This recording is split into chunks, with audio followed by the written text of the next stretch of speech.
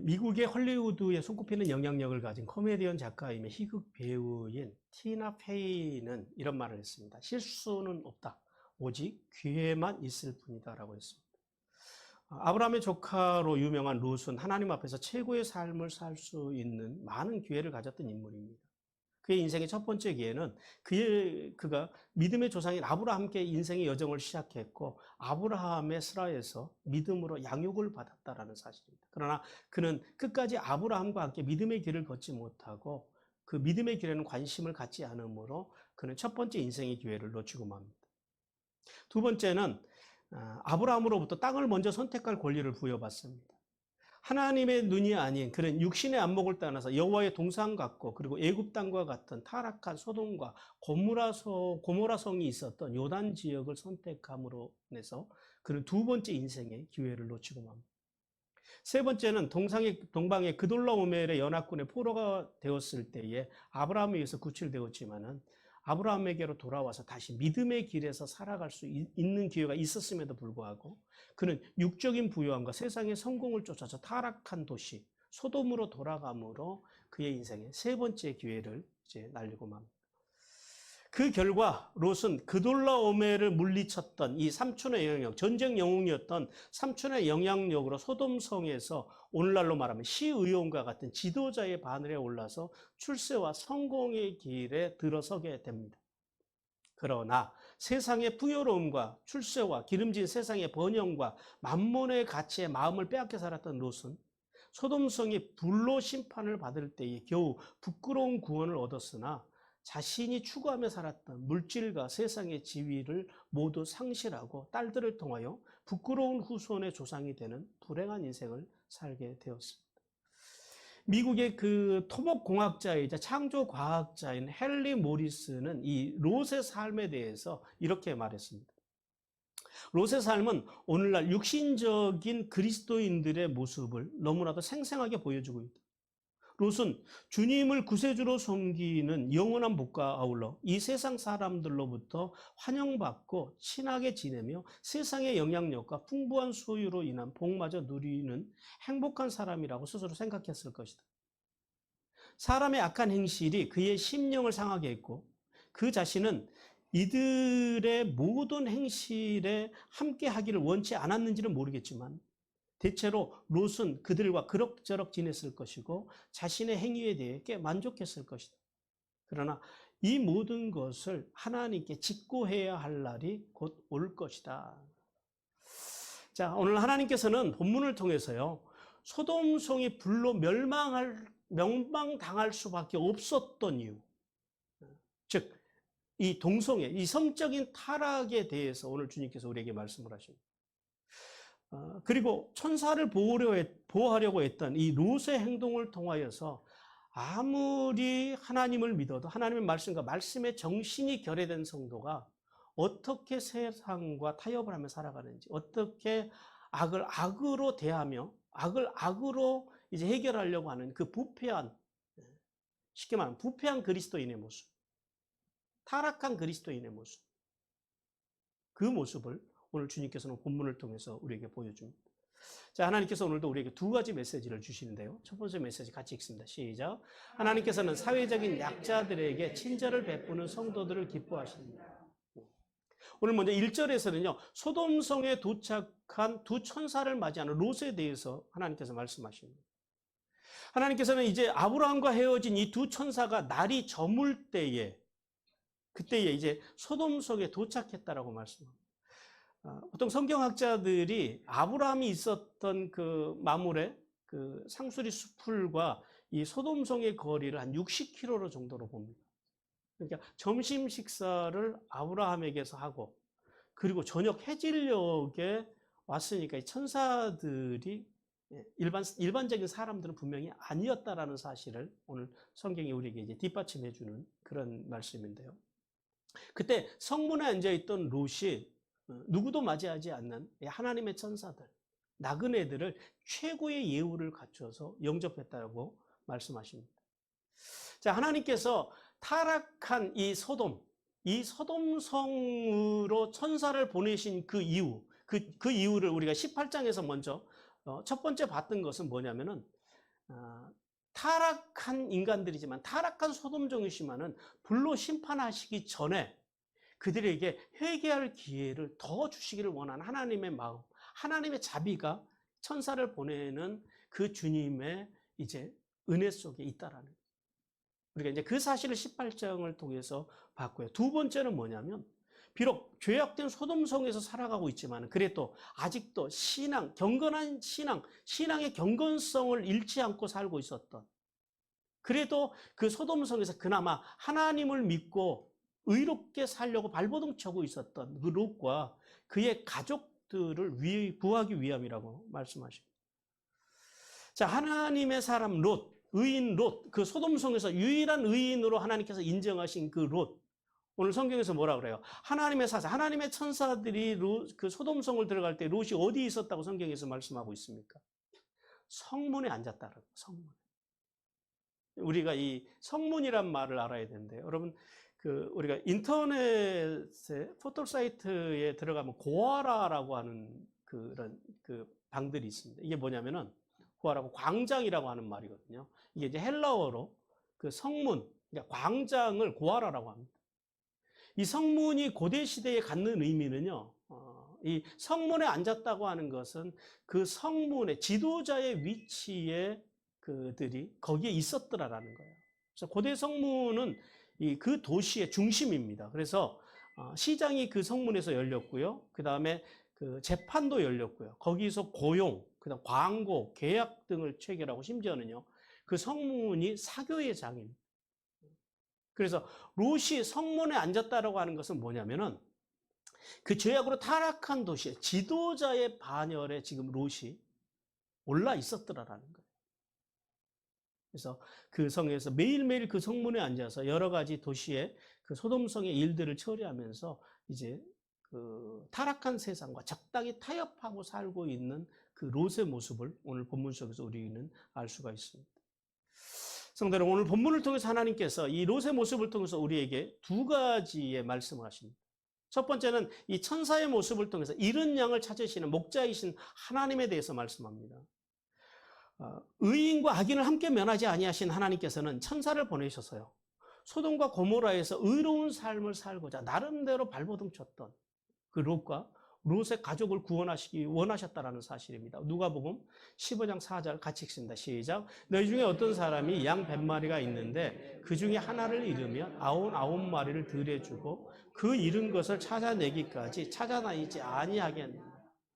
심판을 받아 마땅한 자들이지만은요, 하나님께서는요, 천사를 보내셔서 어떻게 하든지 마지막까지 회개하기를 원하시는, 그들에게 1분 1초라도 더 회개할 기회를 주시기 원하시는 그 자비로우신 하나님께서 끝까지 회개하지 않고 이제 임박한 하나님의 진노 앞에서도 전혀 두려워하지 않는, 그 진노도 모르고 살아가는 그들에게 심판이 임했을 때, 심판의 때가 이르렀을 때 이제 회개하지 않고 돌아오는 그 악인들 가운데서 의롭게 살기를 원했던 단 한 사람. 타락한 도시지만은 그래도 하나님의 의를 지키며 살기를 원했던 그 한 사람을 건지시기 위해서 하나님께서 누굴 보내셨다고요? 천사를 보내셨다. 천사. 여러분, 그 천사가 오늘도 우리에게 찾아온다는 사실을 믿으라고 주님께서 말씀하십니다. 예수 그리스도께서 그래서 이 땅에 오셨다라는 거예요. 바로 한 영혼, 선택받은 한 영혼, 그래도 부족하지만 연약하지만 죄악된 세상 속에서라도 롯과 같이 의롭게 하나님을 믿으면서 살기를 원했던, 발버둥 쳤던 그 한 영혼을 위해서 주님께서 오늘도 우리를 사랑하시고 그 사랑으로 사랑하시고 그 사랑을 위해서 예수 그리스도를 보내셨음을 믿으라고 주님께서 말씀하십니다. 그러므로 예수 그리스도 믿어 구원받은 성도들은요, 한 영혼이 천하보다 더 귀하다는 사실을 알아야 돼요. 이 사랑이요, 두 가지를 향해야 됩니다. 하나는 뭐예요? 나를 향해야 돼요. 여러분, 내가 누굽니까? 그렇게 나는 하나님께서 한 사람을 위해서 예수 그리스도를 보냈는데 그 한 사람이 나라는 존재라는 사실입니다. 그걸 깨달으라는 거예요. 주님께서 나를 위해서 오셨다라는 거예요. 또 한 가지 우리의 삶의 방향이, 우리가 이 은혜가 어디를 향해야 되냐면 나를 위해서 주님께서 오셨듯이 그를 위해서도 오셨다라는 거예요. 이 믿음이 다른 사람에게도 향해야 된다라는 거예요. 그래서 내가 연약하게 보는 사람, 내가 좀 부족하게 보는 사람, 그가 하나님의 그 한 사람이라는 거예요. 하나님이 찾으시는 한 어린 양이라는 거예요. 그래서 그리스도인들은 자기의 삶에 대해서 함부로 평가해서도 안 되고요. 자기의 삶을 이렇게 비하하거나 낮춰서도 안 되고요. 동시에요, 다른 사람들을 나보다 밑으로, 나보다 못한 것으로 평가해서도 안 된다라는 거예요. 왜요? 하나님께서는 한 사람, 나를 위해서 오셨고, 또 한 사람, 그를 위해서 주님께서 이 땅에 오셨다라는 사실을 깨닫기를 주님께서 원하십니다. 그러므로 부족하고 연약하고 그리고 여러 가지로 이제 모자란 것이 많은 인생들이지만, 그럼에도 불구하고 의롭게 살고자 발버둥치는 그 한 사람을 위해서 오셔서 그를 끝까지 보호하시고 지키시는 아버지 하나님을, 그 주님의 사랑을 믿으라고 주님께서 말씀하십니다. 두 번째는 오늘 이 롯을 통해서 그가 비록 의롭게 살려고 애는 썼지만은, 아무리 하나님을 잘 믿어도 그렇게 의로워 살려고 발버둥 쳤지만은 그가 세속의 번성과 만몬을 따라 살아가는 삶을 살았다라는 거예요. 그리고 그의 끝은요, 부끄러운 구원은 받았지만은 그의 끝에 그가 추구했던 세상의 모든 것은요 다 소돔성에서 불탔다라는 사실을 말씀하십니다. 그돌라오멜의 연합군의 포로가 되어서 삼촌 그 아브라함의 덕분에 구원을 받았던 롯, 그는 사실은 그때 정신을 차리고 하나님께로, 그리고 하나님을 따라가는, 하나님의 말씀을 쫓아 살아가는 삼촌의 믿음의, 삼촌의 삶으로 돌아가야 했었습니다. 근데 그는요, 도리어 롯은요, 전쟁 영웅이었던 삼촌의 그 영향력을 등에 업고 소돔성에 들어가서 소돔성의 정계까지 진출하는 그런 과오를 범하고 맙니다. 성도 여러분, 이 롯의 모습이 흡사 오늘 이 시대를 살아가는 우리의 모습 아닙니까? 우리는 롯과 같이 하나님을 믿고 교회를 이렇게 잘 다니잖아요. 교회는 잘 다니지만 정작 우리가 추구하고 살아가는 삶은 뭐예요? 세상의 번성, 만몬, 세상에서 출세하는 것. 오늘날 이 롯이야말로 오늘 이 시대의 현대 그리스도인들, 우리의 삶의 단면, 우리의 신앙의 단면, 우리의 생활의 단면을 아주 그대로 정확하게 보여주는 그러한 사람이 바로 이 롯의 삶입니다. 롯은요, 그렇게 해서 사회적으로 그래서 성공했어요. 이제 소돔성에서 정계까지 진출해서 이제 성문에 올라가는, 성문의 높은 자리에 앉는 위치까지 올라갔다라는 거예요. 그러므로 성도 여러분, 우리는 그 예수 그리스도의 은혜로 구원받은 성도들은요, 이 롯을 통해서 우리는 배워야 될 것이 뭐냐면, 세상의 출세와 세상의 만족을 위해서 살아서는 안 된다라는 거예요. 그것이 우리의 삶의 목표가 되어서는 안 된다라는 거예요. 왜 우리가 하나님의 말씀을 공부하고, 왜 우리가 하나님 말씀대로 살기 위해서 발버둥을 쳐야 돼요?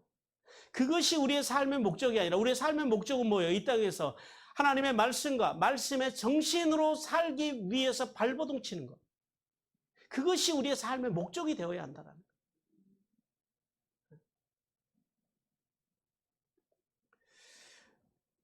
우리 시편 1편 1절 2절 같이 읽습니다. 시작. 복 있는 사람은 악인의 꾀를 따르지 아니하며 죄인의 길에 서지 아니하며 오만한 자들의 자리에 앉지 아니하며 오직 여호와의 율법을 즐거워하여 그 율법을 주야로 묵상하는 것. 이것이 의로운 자의 삶이고 오늘을 살아가는 우리 그리스도인들의 삶의 모습이어야 된다고 주님께서 우리에게 말씀하십니다. 두 번째 2절과 3절 말씀에서요, 이제 천사를 자기의 집으로 초청하는 롯에 대해서 말씀합니다. 하나님께서는 롯이 비록 세상의 번영과 만몬과 출세를 위해 살았지만은요, 하나님의 사람으로서 누구도 영접하지 않는 천사들을 최대의 친절을 베풀어서 자기의 집으로 초청하고 대접했다라고 말씀합니다. 그런데요, 롯의 대접과 아브라함의 대접이 달라요. 그죠?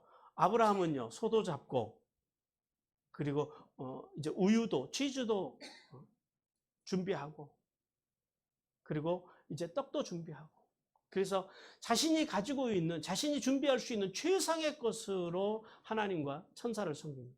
그런데 오늘 그 롯을 보니까 본문 속에서 롯은요, 포도주와 무교병으로 섬겼다고 합니다. 오늘 포도주란 말은 성경 속에 나오지는 않습니다만은 오늘 그 본문 말씀에 보면은요, 식탁을 베풀고 그럽니다. 이 식탁이라고 하는 말이 마시다라고 하는 말입니다. 그러니까 원문 속에서 마시다라고 하는 단어를 우리 성경에서는 식탁을 베풀고 이렇게 번역을 해놨습니다. 그러니까 마실 것, 포도주와 그 다음에 무교병. 무교병이라는 게 뭐예요? 누룩을 넣지 않는 빵을 이야기합니다. 누룩을 넣지 않고 화덕에 이제 구운 그 이제 빵을 이야기하는데 그것만으로 대접했다라는 거예요. 왜 그랬을까요? 아브라함과 롯의 대접의 차이가 어디에서 나왔을까요? 똑같은 천사인데 몰랐다라는 거예요.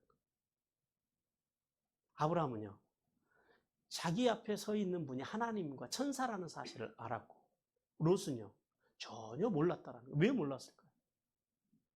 아브라함이 오늘 우리와 같이 교회는 열심히 다녔지만 신앙생활은 열심히, 교회를 다녀서 열심히 봉사는 하고 하지만은 뭐가 없었다라는 거예요, 하나님과. 영적인 소통이 없는 그리스도인의 단면을 보여줍니다. 오늘 본문을 통해서 주님께서 우리에게 주시는 말씀은 그거예요. 아무리 우리가 교회를 다녀도 말씀과 예배와 기도로 주님과 영적인 교통이 없으면요, 주님의 뜻을 알 수가 없다라는 거예요. 주님이 옆에 오셔도 알아차릴 수가 없는 것이 인간의 한계라는 것입니다. 그러므로 성도들은요, 늘 깨어 있어야 됩니다. 늘 깨어 있다라는 게 뭐예요? 뭘로 깨어 있어야 된다라는 거예요? 말씀과 예배와 기도로 살아가는 것. 그것이 깨어 살아가는 성도의 모습이라는 거예요. 그래서 말씀과 예배와 기도로 깨어서 우리 삶 속에서 역사하시는, 우리 삶을 이끌어 가시는 그 하나님의 뜻을 바로 분별할 줄 아는 것. 그래야지, 그 분별을 할 줄 알아야지 하늘의 복과 땅의 복을 받는다는 사실을 깨닫기를 주님께서 원하십니다. 오늘 본문에 보니까요, 그리고 계속해서 롯이 이제 천사들을 초대하는데 천사들이 이렇게 말합니다. 성의 거리에서 자겠다고 합니다. 근데 사실은 그 당시에 고대에는 그 성문 안쪽에서, 성의 거리에서, 광장에서 나그네들이 자는 것은 보통 일상적인 일입니다. 그러니까 이게 특별한 게 아니라, 천사들이 특별한 일을 하겠다라는 것이 아니라 보통 나그네들이 이제 여인숙에 들어가지 못하거나 그랬을 때는 그냥 광장에서 그렇게 자는 것이 그 시대의 그냥 일상의 모습 중에 하나였습니다. 그런데 오늘 본문에서 천사들이 사실은 이상한 게 아니라 오늘 이렇게 나그네를 굳이 자기의 집으로 들이려고 하는 롯의 모습에 대해서 우리는 집중을 해봐야 됩니다. 왜 이렇게 롯이 천사들을 거리에서 자겠다고 하는 그 천사들을 자기의 집으로 이제 들어와서 자게 하려고 그렇게 애를 썼을까요? 오늘 성경에 보면요, 거듭해서 간청했다라고 성경은 기록하고 있습니다. 왜냐하면 바로 소돔성의 타락 때문에, 범죄의 도시. 오늘 우리 한국 사회가 세계 가운데서 이제 그 인정받는 것 중에 하나가 뭐냐면 치안입니다. 오늘 지난 주간에 그 브라질 축구 대표 선수들이 우리나라를 다녀갔잖아요. 원래 그렇게 이제 브라질 축구 대표 선수들이 세계적인 그 몸값, 어마어마한 그 몸값을 자랑하는 거의 뭐 1조 몇천억이라고 그러던데요. 그 선수들의 몸값을 다 합치면 1년 연봉이. 근데 그 선수들이 그렇게 자유롭게 밤에 나가서 돌아다니고 뭐 남산을 올라가고 에버랜드를 가고 그럴 수 있는 게 대한민국이어서 가능했답니다. 다른 나라는요, 그게 불가능하다랍니다. 그렇게 한 적이 없답니다.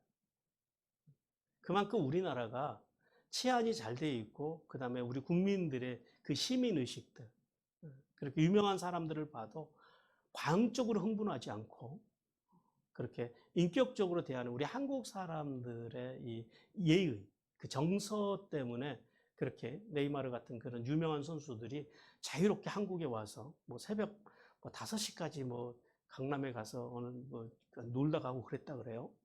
그것이 뭐냐면 그게 우리 민족의 우수성의 한 단면입니다. 근데 미국이나 LA나 그 어떤 유럽의 런던이나 이런 데서는 그게 불가능하답니다. 그렇게 했다가는 큰일 난답니다. 얼마 전에 그 기사에 보니까 이 중계하고 있던 기자가 생중계하고 있던 기자가 그 자리에서 이 핸드폰을 뺏기는 그런 사건들이 유럽에서는 실제로 일어나고 있을 정도로 치안이 불안정하다라고 합니다. 근데 이 소돔성이 꼭 그랬더라는 거예요.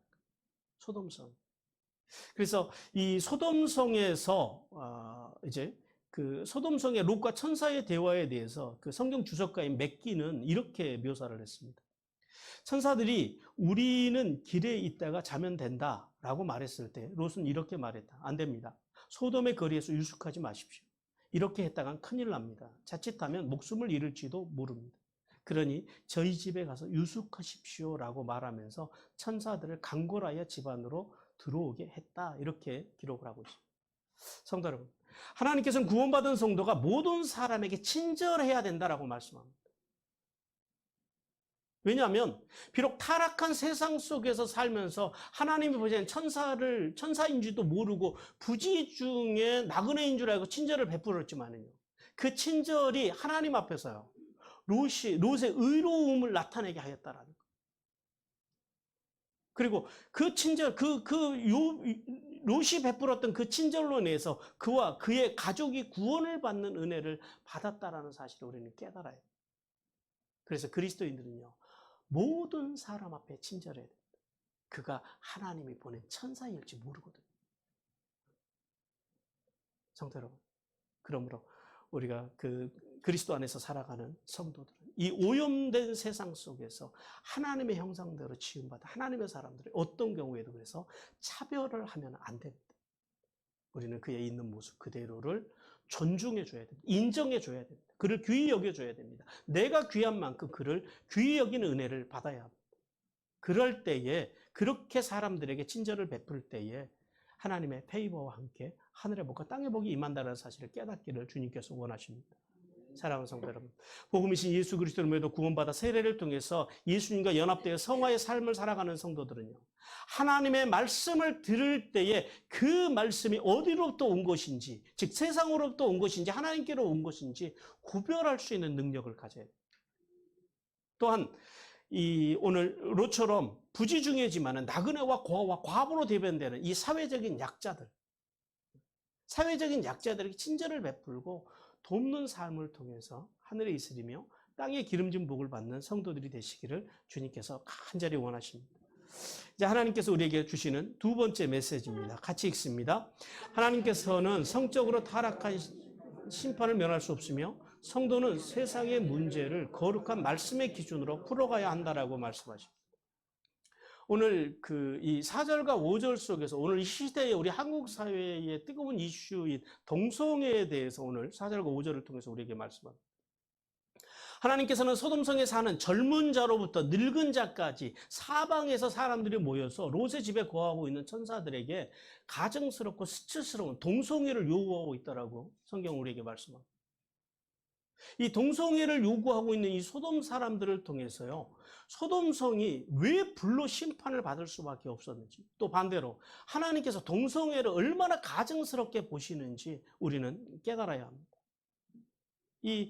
그러니까 그 사회의 그 단면을 뭘 보면요, 성적인 타락을 보면은 알 수가 있습니다. 그러니까 소돔은 얼마나 깊고 넓게 타락해 있었는지를 보여줍니다. 이 동성애에 대해서 주님께서 우리에게 이렇게 말씀합니다. 여기 20장 13절, 로마서 1장 26절, 27절 같이 읽습니다. 시작. 누구든지 여인과 동침하듯이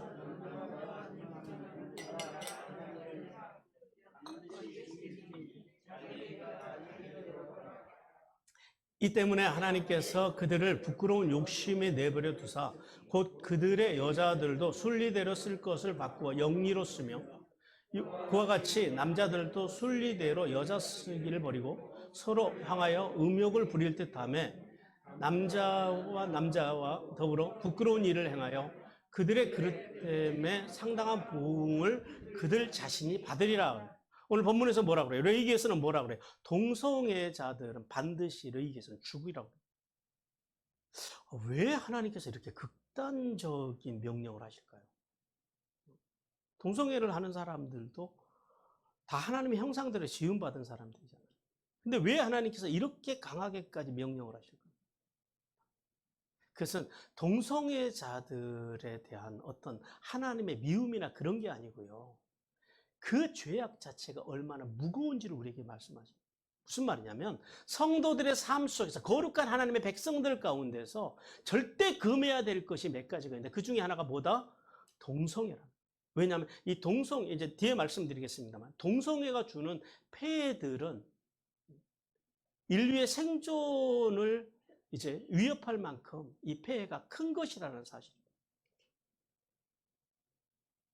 그리고 로마서에서는 이 동성애에 대해서는 부끄럽고 수치스러운 것이라고 말씀합니다. 그래서 이 동성애는 그 죄에 대한 대가를 동성애자 스스로가 분명히 받게 될 것이라고 말씀합니다. 오늘날 그 서구 사회에서는 동성애를 어떻게 보냐면 그 소수자의 자유와 인권으로 봅니다. 그래서 이제 합법화 해가지고 이제는 그 서구 사회에서는 동성애뿐만 아니라 저 북유럽의 어느 나라인가 제가 전에 기사에서 본 것 같은데요. 동물하고도 결혼하는 그런 이제 그렇게 타락한 그런 시대가 지금 이제 되어져 가고 있습니다. 이제 우리 한국 사회도 지금 이제 정치권을 중심으로 해서 이 동성애 합법화에 대한 문제가 굉장히 뜨겁습니다. 그래서 우리 한국 기독교를 비롯해서 여러 종교들, 그다음 시민, 사회 단체들이 이제 앞장서서 동성애를 반대하고 있는 뜨거운 이슈이기도 합니다. 우리 먼저 좀 동성애에 대해서 조금 알 필요가 있습니다. 동성애라고 하는 건 뭐냐면은 그 생물학적인 또는 사회학적으로 같은 성별을 가진 사람들이 감정적으로, 성적으로 이끌려서 성적 행위를 하는 것을 동성애라고 합니다. 그래서 이 동성애자들을, 남자들을 뭐라고 불러요? 남자들은 게이라고 부르고요. 여자들은요, 레즈비언이라고 부릅니다. 그럼 이 동성애가 언제부터 시작이 됐을까요? 현대에만 있는 일이 아닙니다. 이것은 고대 인간이 타락하면서부터, 즉 아담과 하와, 가인의 후예 때서부터 발생한 것으로 그렇게 봅니다. 그런데 이 동성애에 대해서 2016년 미국의 존스 홉킨슨 대학의 연구팀들이 동성애에 대해서 이제 연구한 걸 발표한 게 있습니다. 동성애는 선천적으로 타고 태어나는 것이 아니다라는 거예요. 그러니까 태어날 때부터 하나님께서 동성애를 갖고 태어나게 한 사람은 아무도 없다라는 거예요. 그리고 또 한 가지는 동성애는 유전되지도 않는다라는 거예요. 그래서 오늘날 이 유전학자들, 그 다음에 발달심리학자들, 그 다음에 신경과 학자들은 동성애는 후천적인 것으로 봅니다. 즉, 자라온 환경 속에서 만들어지는 일종의 우울증이나 조울증이나 이런 정신질환 중에 하나로 본다라는 거예요. 그런 것이라고.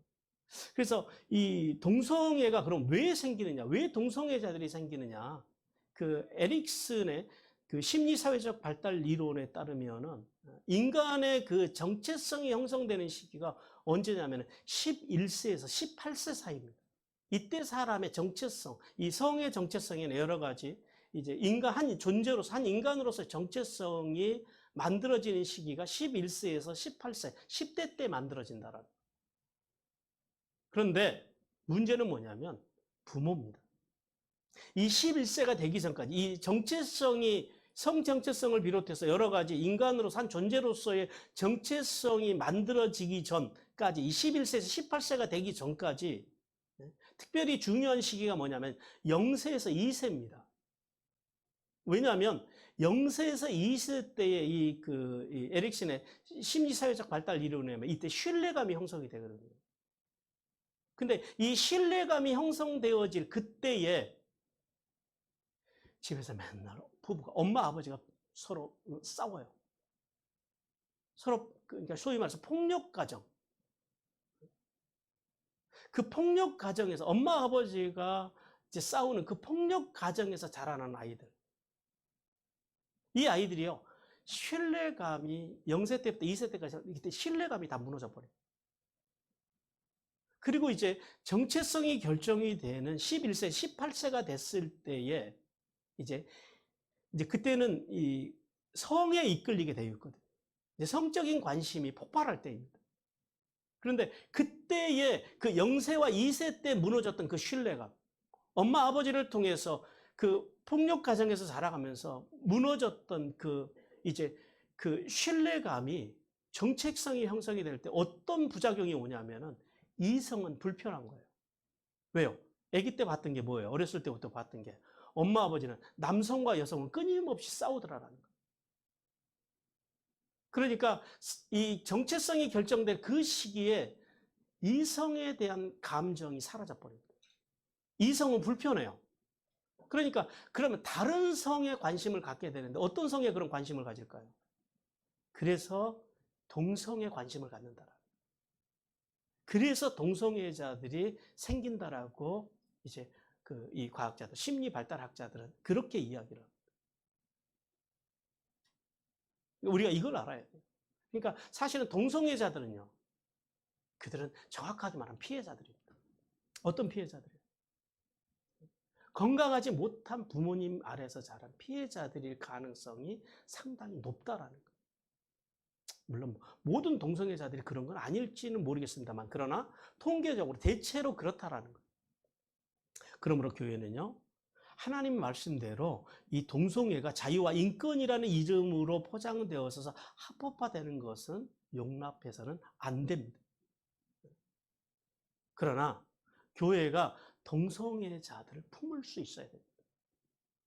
교회와 구원받은 성도들은요, 그들의 그 내면의 상처, 그들이 그렇게 되고 싶어서 그렇게 된 것이 아니라 그들이 피해자로서 그런 내면의 깊은 상처를 가지고 이제 그런 그 비정상적인 생각, 그 비정상적인 사고, 비정상적인 정체성에 빠져 있는 그들을요, 우리가 그들의 가슴을 만져줄 줄 알아야 된다.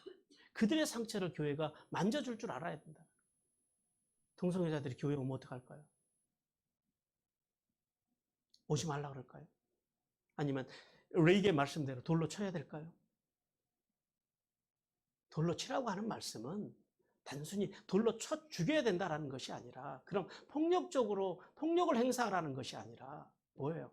그 죄악을 교회가 용납해서는 안 되고 되려 그들을요, 교회가 품어야 돼요. 품고 그들을 하나님의 말씀과 말씀의 정신으로 살아가서 그들의 마음속에 있는 그 아픔 상처들, 그런 것들을 교회가 만져줄 줄 알아야 된다. 따뜻하게 맞아줄 줄 알아야 된다. 그것이 교회입니다. 그러므로 우리 한국 교회는요, 오늘 우리가 어떤 대안들을 가져야 됩니다. 대안들. 그러나 한국 교회가 지금 이제 이 사회 속에 우리가 여러분 한 가지 오해하지 말아야 될 거 뭐냐? 차별금지법과 동성애 합법화는 구별되어져야 합니다. 차별금지법 속에 동성애가 들어있기 때문에 지금 차별금지법을 반대하지만 차별금지법 자체가 나쁜 건 아니에요. 이 시대의 소수자들, 연약한 사람들, 그러니까 노동자들, 이주민들, 그러니까 이렇게 이런 그 질환이 아니라, 이 동성애가 아니라 이 사회에 약자들이 있습니다.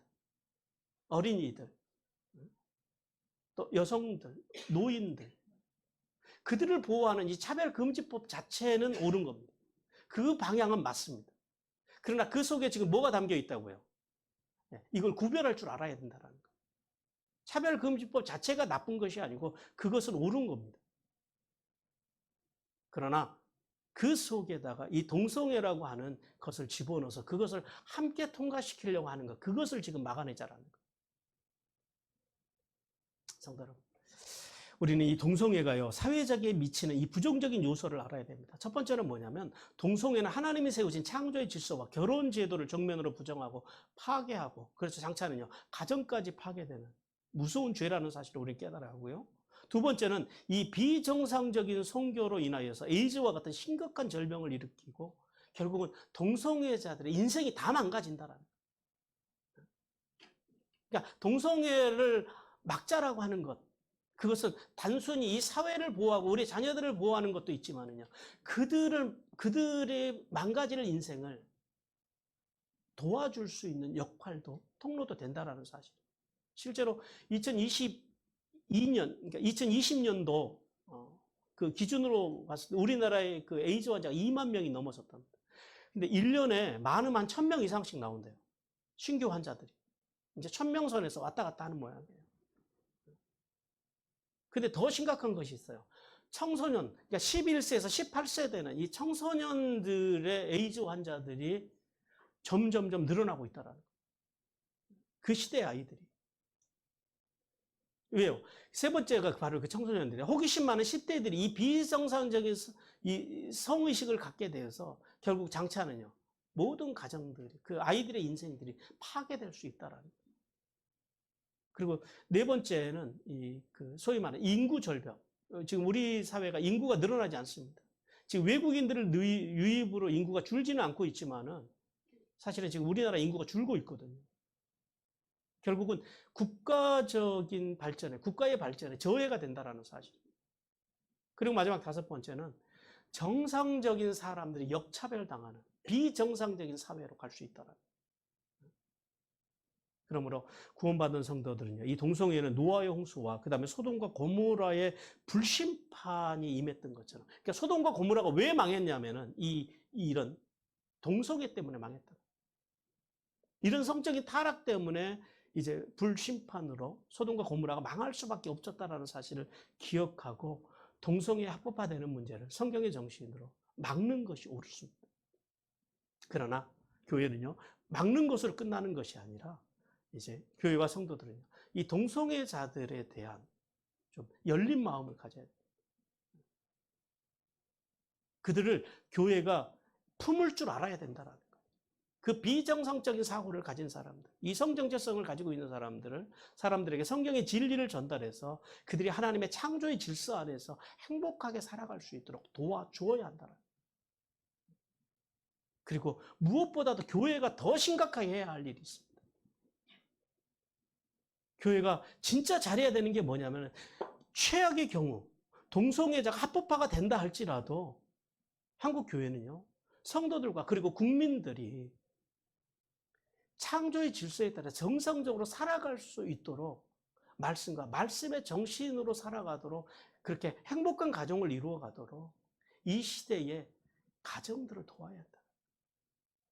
성도들을 말씀과 말씀의 정신으로 살아갈 수 있도록, 그런 세상의 동성애와 같은 그런 악한 흐름에 휩쓸려 가지 않도록, 그런 자녀들을 생산하지 않도록 성도들의 가정들이 행복해져야 한다는. 예수 믿는 사람들은요, 그래서 잘 살아야 돼요. 나 혼자만 잘 사는 것이 아니라 가정에서도 부부간에도 잘 살아야 된다는. 행복하지 못한 부부에게서, 폭력적인 가정에서 이런 각종 이런 정신질환을 가진 아이들이 태어난다는 거예요. 그래서 교회가 진짜 해야 되는 거는 뭐냐면, 동성애 합법화를 반대하고 이런 것도 해야 되지만 안으로는요, 성도들이 하나님의 말씀으로, 말씀의 정신으로 살아갈 수 있도록 돕는 것, 세워내는 것, 그것이 진짜 교회가 해야 될 일이라는 거예요.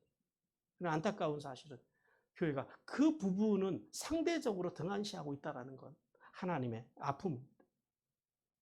부모가 바로 서는 것, 부부가 행복하게 사는 것, 그것이 아무리 동성애와 같은 죄악이 넘쳐난다 그래도 그것을 이길 수 있는 비결이 바로 거기에 있다는 사실을 깨닫기를 주님께서 원하십니다. 그리고 6절과 11절을 통해서 죄로 해결하려고 하는 이제 롯에 대해서 하나님께서 우리에게 말씀하십니다.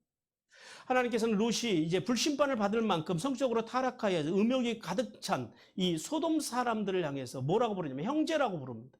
나의 형제요 그럽니다. 이제 그 속에는 두 가지 의미가 있겠죠. 그들의 그 폭력을 잠잠하게 재우기 위한 부드러움도 있겠고요. 또 하나는요, 다 롯이 아는 사람들, 모르는 사람들이 그러는 게 아니라 롯과 함께 살아가는 사람들이었다라는 거예요. 그러면서 그가 재밌는 것은 뭐냐면, 그가 그렇게 호소를 하면서도 딸들을 그들에게 주어서 동성애를 멈추려고 하고 있다는 거예요. 자, 음욕의 눈이 멀어서, 동성애의 눈이 멀어서 폭력을 행사하고 있는 이 소돔 사람들, 그들을 향해서 하나님의 진리로, 하나님의 말씀으로 대항하는 것이 아니라 악으로 잠재우려고 하는 그런 오염된 신앙인의 모습, 그런 성도의 모습을, 교인의 모습을 우리는 오늘 롯의 모습을 통해서 볼 수 있습니다. 결국은 이제 하나님의 천사들이 소돔 사람들을 눈을 멀게 함으로 인하여서 이제 그들의 소동을 멈추게 하게 되는데요. 자신의 집에 돌아온 손님들을 보호하기 위해서 이제 홀로 폭도들과 맞서는 롯의 그 희생적이고 용기 있는 모습, 그 모습은 참 멋집니다. 그런데 문제가 뭐였다고요? 악으로 풀려고 했다. 여러분, 우리가 인생을 살아가면서 그런 오류를 범하지 말아야 한다는. 사실 롯에게는 두 딸이 있었는데 이 두 딸이 이미 약혼자가 있었어요. 근데 그 결혼을 앞두고 있는 딸들을 이런 폭도들에게 내놓는다고 하는 거. 그들의 놀잇감으로 그러니까 오늘날 이 시대의 관점에서 보면은 뭐라고 표현할 수 없을 만큼 참 기가 막힐 그런 일입니다. 근데 왜 롯이 이렇게 할 수 있었을까요? 문화입니다. 문화. 첫 번째는 약혼한 딸들이지만은 아직 결혼식을 안 했기 때문에 이 딸들의 생사 여탈권을 누가 쥐고 있었냐면 그 시대에는 아버지가 쥐고 있었어요. 아버지가 그렇게 해도 누구도 욕을 하지 않아요. 그게 그 시대의 악한 문화의 단면이라는 거예요. 그러니까 롯의 기준이 뭐였다라는 거예요? 하나님의 말씀과 생명의 기준이 아니라 뭐가 기준이었다라는 거예요? 소돔의 문화. 세상의 문화가 기준이었다라는 거예요. 그다음 두 번째는 오늘 본문에 보니까 그럽니다. 내 집에 들어왔다 그럽니다. 이 말씀을 직역을 하면 이렇게 돼요. 나의 석가래. 여기서 집이라고 하는 말이 석가래라고 하는 말이거든요. 석가래가 뭐냐면 지붕을 이야기합니다. 지붕. 그러니까 내 지붕 아래, 내 석가래 그늘 아래 그들이 들어왔다라는 거예요. 이게 무슨 말이냐면 자기 지붕 안에, 자기 집 안에 들어온 사람의 그 손님의 생명은 주인이 책임져야 할 사회적인 책임이 있었다. 법적인 책임은 아니지만 사회적인, 문화적인 책임이 있었더라는 거예요. 그 책임감 때문에 그렇게 했다라는 거예요. 여러분, 우리가 오늘 분명히 기억해야 할 건 뭐예요? 롯이요. 신앙을 가진 믿음의 사람이었다라는 거예요. 롯에 대해서 베드로후서 2장 6절 7절에서 이렇게 말씀합니다. 같이 읽습니다. 시작. 소돔과 고모라 성을 멸망하기로 정하고 죄가 되게 하사 후세 경건하지 아니할 자들에게 본을 삼으셨으며 무법한 자들의 음란한 행실로 말미암아 고통당하는 의로운 롯을 건지셨으니 그럽니다. 롯에 대해서 뭐라고 말씀하고 있어요? 의로운 롯이라고 합니다. 의로운. 롯이요. 신앙이 없었던 게 아니에요. 오늘날로 말하면 교회를 안 나가는 사람이 아니다라는 거예요. 교회 나가서 사회적으로 교회 다니고 사회적 이제 얼마 전에 선거가 끝났습니다만 구청장도 되고 시의원도 되고 이제 사회적으로 출세도 하고 또 교회 와서는요 직분도 받고 성실하게 살아가는 그리스도인의 단면, 예수 믿는 사람들의 한 모습을 보여줍니다. 근데 그의 마음, 그의 생각, 그의 정신을 지배하고 있는 건 뭐예요? 하나님의 말씀과 말씀의 정신이 아니라요. 타락한 소돔의 문화가 그의 삶의 기준이었고 그의 삶을 지배하고 있었다. 왜 그랬을까요? 그래도 의로운 사람입니다. 그것은 여러분 속에서 답을 찾으시면 됩니다. 교회는 다니고 하나님은 믿는데 뭘 안 믿어요? 하나님의 말씀을 합니다. 하나님의 말씀을 신뢰하지 않아요. 하나님의 말씀을 따라 살지 않아요. 그래서 그가 그 소돔 사람들보다 의로움은 있었지만은 그 소돔 사람들의 악행을 보면서요, 그가 늘 마음이 상해요. 저렇게 하면 안 되는데. 그러면서 그 속에서 점점점 소돔의 문화에 자기도 모르게요, 물들어가고 있었더라고요. 우리 8절 말씀 같이 읽습니다. 시작. 이는 이 의인이 그들 중에 거하며 날마다 그 불법한 행실을 보고 들음으로 그 의로운 심령이 상합니다. 예, 심령이 끊임없이 상해요. 상하면서 그 속에 물들어가는 거예요. 왜 그래요? 뭐가 없어요? 하나님의 말씀과 말씀의 정신이 없더라는 거예요. 성도 여러분. 하나님을 믿음으로 자신의 의로움을 지켰지만은 세상의 명예와 부를 포기하지 못하여서 죄악된 문화 속에서 영원히 괴로워하며 살면서 자신도 모르는 사이에 소돔의 문화 속에 젖어 살았던 롯을 통해서 죄의 영향력이 얼마나 무서운지를 우리는 깨달아요. 여러분, 인간은요, 사회적인 존재입니다. 사회적인 동물이라고. 무슨 말이에요? 환경에 쉽게 지배당한다라는 거예요. 우리가 아무리 교회를 열심히 다녀도요, 뭐가 없으면요, 하나님의 말씀과 말씀에 정신이 없으면, 그것으로 무장되어 있지 않으면, 즉 말씀과 예배와 기도를 통해서 우리의 삶 속에 이 영적인 공급들이 끊어지면요 어떻게 된다고요? 그것이 끊어진 상태에서 세상의 만문과 번영과 어떤 기복과 어떤 이런 타락한 세상의 어떤 성적인 문화의 속에서 노출되어 살아간다면, 안 믿는 사람들처럼 그렇게 악한 그 자리까지는 안 가겠지만 그것을 용인하고 그것과 타협하는 수준. 근데 하나님께서는요, 그것도 동일한 죄라고 말씀하신다. 그 상황까지 갈 수 있다는 사실을 깨닫기를 주님께서 원하십니다. 그래서 하나님의 사람들은요, 우리는 이제 특별히 우리 한마음교회 성도들은 아침 묵상을 중심으로 해서 매일 말씀 속으로 살아가는 은혜를 받으시길 바랍니다. 그리고 공적인 예배 할 수만 있으면 좋잖아요. 교회를 안 나와도 예배를 참여할 수 있는 세상인데요. 주일 낮 예배, 오후 성경 공부, 그 다음에 수요, 또 금요 기도회, 새벽 기도회, 매일매일 공급되어지는 예배와 성경 공부, 하나님의 말씀을 통해서 이제 바른 사상, 바른 생각, 바른 믿음을 가지고 살아가기를 주님께서 원하십니다. 그리고 성경 읽기를 통해서 늘 말씀과 예배와 기도의 삶을 통해서 우리가 영적으로 세상 것에 물들어가지 않도록 늘 하나님의 영으로 충만한 삶을 살아가시기를 주님께서 간절히 원하십니다. 그렇게 하나님의 가치와 하나님의 기준으로 분별할 줄 알 때에 하늘의 복과 땅의 복이 임한다는 사실을 믿으라고 주님께서 말씀하십니다. 사랑하는 성도 여러분, 성적 타락, 특히 동성애의 무서움을 깨달아야 돼요. 교회와 삶의 자리에서 만나는 모든 문화와 심지어는 하나님의 말씀조차, 그래서 우리는요, 그것이 어디로, 하나님께로부터 온 것인지 아니면 세상의 가치로 본 것인지, 세상의 가치로부터 온 것인지를 구별할 수 있는 뭐가 있어야 돼요? 총명함이 있어야 돼요. 총명함이라고 하는 것은 분별하는, 식별해내는 거거든요. 이 총명함을 가지지 못하면 우리도 롯과 같은 인생을 살 수밖에 없다는 사실을 깨닫기를 주님께서 원하십니다. 그러므로 바른 분별을 대하는 신앙을 통하여 하늘에 있으리며 땅에 기름진 복을 받는 성도들이 되기를 주님께서 간절히 원하십니다.